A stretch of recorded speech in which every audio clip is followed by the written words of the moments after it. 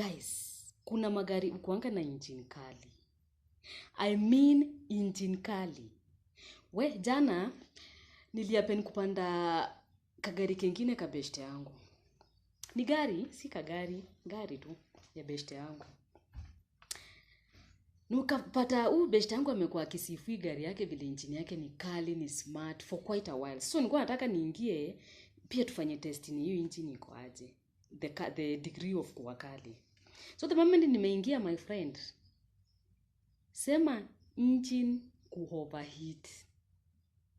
My friend, ili overheat mpaka hata ukiwa ndani ya gari una feel is like any time hiyo gari italipuka because of the heat the engine is producing. Sasa wewe imagine ungekuwa na demo hakuwa ameiva na umuingize kwa hiyo car. My friend angetoka kwa hiyo car akiwa ameiva. Ameiva buda.